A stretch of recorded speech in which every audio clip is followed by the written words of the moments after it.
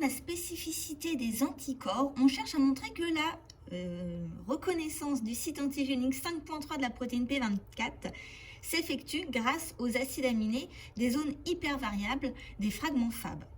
Pour cela, dans le protocole, on me demande tout d'abord d'aller dans le logiciel Génigène pour traiter les séquences afin de trouver les positions du site antigénique au sein même de la protéine P24, donc un antigène viral. Je vais donc dans Démarrer, je tape le nom du logiciel qui va pouvoir s'ouvrir, puis dans Ouvrir, je vais aller dans Mes espaces, ressources pédagogiques, SVT, banque de données, Génigène, récepteur des lymphocytes et sélection clonale. Maintenant, je vais sur le fichier SIDA3.id. Ici, j'ai deux lignes. Ça correspond à deux séquences d'acides aminés, donc protéines. Sur la première ligne, on a notre protéine P24 du virus et sur la deuxième ligne, uniquement le déterminant antigénique 5.3. Donc, ce déterminant antigénique 5.3 fait partie de la protéine P24. Il va falloir que je trouve sur cette première ligne, sur cette protéine P24, où se situe exactement mon déterminant antigénique 5.3. Pour cela, toujours la même procédure, je vais dans Action, Alignement, après avoir vérifié que les deux cases étaient cochées, je vais pouvoir me le noter pour pouvoir faire la suite du TP qui se passe sur Rastop. Je vais continuer ce TP en allant sur le logiciel Rastop. Pour cela, dans la barre de recherche, je tape le nom du logiciel que j'ouvre. Une fois que je suis dessus, je vais dans Ouvrir, puis dans Mes espaces, ressources pédagogiques, SVT, banque de données, banque de molécules, récepteur des lymphocytes et sélection clonale. Puis je sélectionne le bon fichier qui est p24.ac1.pdb pour paire de base. Ouvrir. Et là, alors pour l'instant, je n'arrive pas très bien à visualiser, mais j'ai donc le modèle moléculaire d'un antigène P24 qui est fixé à un des deux fragments Fab d'un anticorps anti-P24. Je vais essayer de mettre en évidence les différentes molécules et les différentes chaînes de ces molécules. Donc, je vais aller dans Atomes, coloré par, puis chaîne.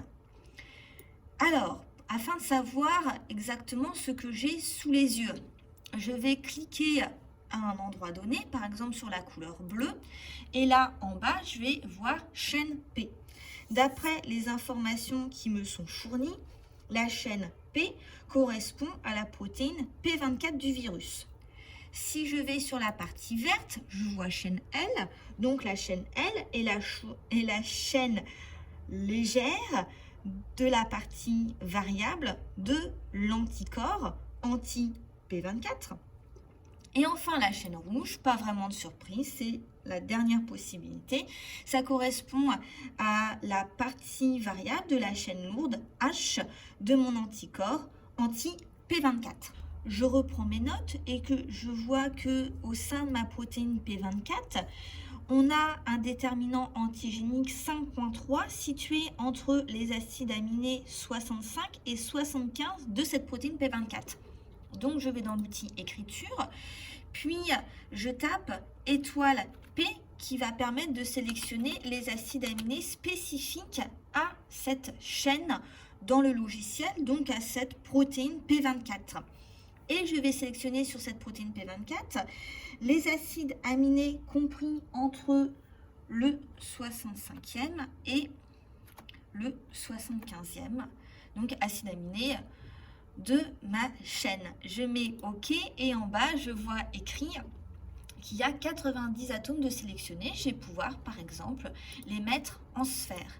Donc ici, je vois que ces acides aminés sont assez proches de ma partie variable de mon anticorps. Mais pour l'instant, on ne peut pas vraiment déterminer s'il y a un lien fort de reconnaissance entre les acides aminés de ma chaîne lourde et de ma chaîne légère avec ces acides aminés qui sont représentés en sphère. Pour pouvoir vraiment les visualiser, je vais aller toujours dans l'outil ABC, sauf que cette fois-ci, au lieu d'être sur ma chaîne P pour la protéine P24, je vais par exemple être sur ma chaîne légère. Donc, Étoile L.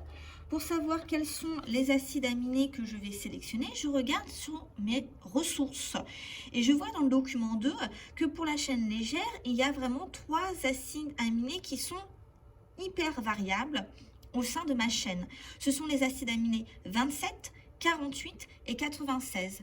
Donc, je vais pouvoir les indiquer sur le logiciel en tapant étoile L, end 27. Puis, je fais la même chose pour les autres acides aminés. Une fois que c'est bon, je tape OK. Et là, je vois que j'ai 25 atomes de sélectionner. Je vais pouvoir aller dans l'outil sphère et ça m'a mis ces atomes en vert. Je vais pouvoir effectuer exactement le même protocole pour la chaîne lourde.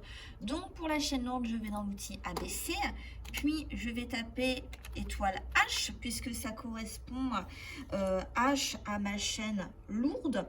Et je vois que pour la chaîne lourde, on a 3 acides aminés qui sont hyper variables. Il y a le 36, il y a également l'acide aminé numéro 51. Et enfin, comme dernier acide aminé, j'ai l'acide aminé 97. Je mets OK et là, je vois que j'ai 27 atomes de sélectionnés. Donc, je vais pouvoir également les mettre en sphère. Et ici, je vais enfin pouvoir essayer de répondre à ma question. Donc, les zones hypervariables de l'anticorps responsables de la fixation de l'antigène 5.3 sont situées de manière assez proche de mes acides aminés qui sont sur la protéine P24 et plus particulièrement au niveau des acides aminés nommés 5.3.